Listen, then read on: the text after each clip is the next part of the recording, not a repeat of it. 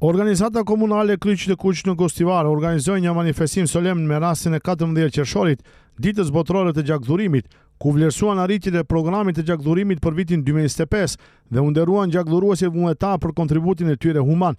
Në hapje të manifestimit, organizatorët falënderuan të pranishmit për pjesëmarrjen dhe theksuan rëndësinë e gjakdhurimit si një akt që shpëton jetë dhe forcon solidaritetin në shoqëri. Kryetari i organizatës komunale të Kryqit të Kuq në Gostivar, Dr. Besnik Zeqiri, në fjalën e tij tha se Kryqi i Kuq është simbol i humanizmit, kujdesit për njeriun dhe bashkimit të forcave për të mirën e përbashkët.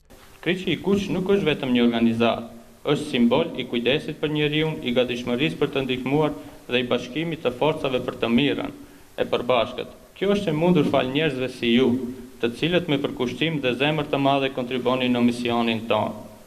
Sot, me respekt të veçantë, falenderojnë gjakdhuruesit vullnetar. Çdo dhurim gjaku është një dhuratë jete. Me aktin tuaj fisnik, ju shpëtoni një jetë, ktheni shpresë në familje dhe jepni shembullin më të mirë të solidaritetit njerëzor. Po ashtu, shprehim mirënjohjen tonë të sinqertë ndaj institucioneve, shkollave, kompanive të ndryshme, partnerëve dhe bashkëpunëtorëve tanë, të cilët përmes mbështetjes dhe bashkëpunimit të vazhdueshëm ndihmojnë në realizimin e aktiviteteve humanitare në shërbim të qytetarëve.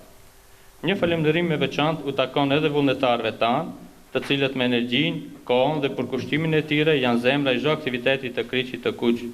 Sekretari i organizatës komunale të Kryqit të Kuq Gostivar, Merita Alili, deklaroi se interesi për dhurimin e gjakut mbetet konstant, por theksoi nevojën për sensibilizim dhe më të madh të qytetarëve për rëndësinë e këtij akti human. Në komunën tonë për hir të migrimit nuk është arrihet programi, mirë po nuk është shumë në rritje, dihet veç se migrimi ndikon.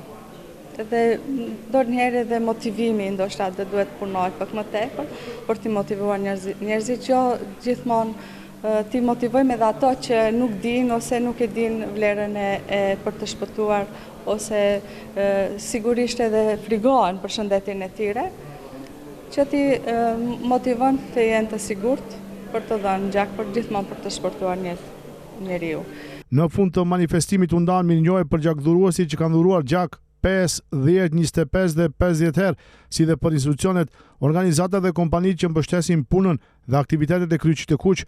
Pllaketa jubilare u ndan për Qendrën për Punë Sociale, Shkollën Mesme Teknike Komunale, Qendrën për Kulturë, Motoklub Go Bikers dhe profesorin Fatbi Osmani.